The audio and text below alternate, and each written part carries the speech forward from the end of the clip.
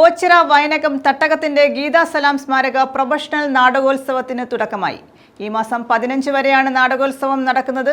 തോപ്പിൽ ഭാസി സ്മാരക അവാർഡും സമ്മാനിച്ചു. ഓച്ചിറ വയനകം തട്ടകത്തിന്റെ നേതൃത്വത്തിലാണ് ഗീതാ സലാം സ്മാരക അഖില കേരള പ്രൊഫഷണൽ നാടകോത്സവത്തിന് തുടക്കമായത്. പ്രൊഫഷണൽ നാടകരംഗത്തെ അമൂല്യ സംഭാവനയ്ക്ക് തട്ടകം ഏർപ്പെടുത്തിയിട്ടുള്ള തോപ്പിൽ ഭാസി സ്മാരക അവാർഡും സമ്മാനിച്ചു. CR മഹേഷ് MLA നാടകോത്സവത്തിന്റെ ഉദ്ഘാടനം നിർവഹിച്ചു.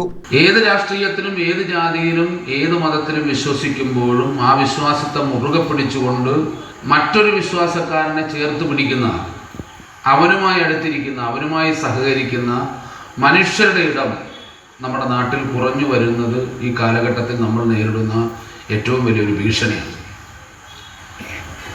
നമ്മുടെ വിശ്വാസം നമ്മളെ രക്ഷിക്കട്ടെ, എല്ലാവരുടെയും വിശ്വാസം അവരെ രക്ഷിക്കട്ടെ.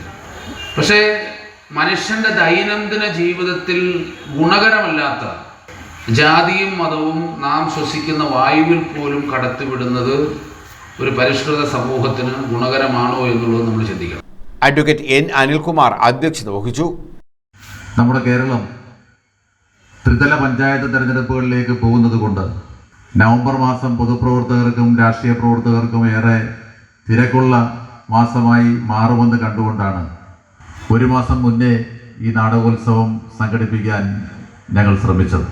അതിൻ്റെ പോരായ്മകൾ ഈ നാട്ടിലെ ജനങ്ങൾ പരിഹരിക്കുമെന്ന് തന്നെയാണ്. തോപ്പിൽ ഭാസി സ്മാരക പുരസ്കാരം ചെറുനീർ ജയപ്രസാദിന് സമ്മാനിച്ചു. ഓച്ചിറ ഗ്രാമപഞ്ചായത്ത് പ്രസിഡന്റ് B. ശ്രീദേവി ആദരവ് നിർവഹിച്ചു. ഗ്രാമപഞ്ചായത്ത് vice president N. Krishnakumar, mother Teresa palliative care society chairman PV Sathyadevan, Maulana Abdul Kalam Azad palliative care president BS Vinoda, advocate G. Gopakumar, G. Sathyan Thottathil, professor A. Gopinathan Pillai, Ambattu Ashokan, Elambadath Radhakrishnan, Meharkhan Chennallur, M. Rasheedkutty, K. Mohanan, റെജിയാർ കൃഷ്ണ എന്നിവർ പങ്കെടുത്തു. നാടകോത്സവം 15-ന് സമാപിക്കും. News bureau, Ochira.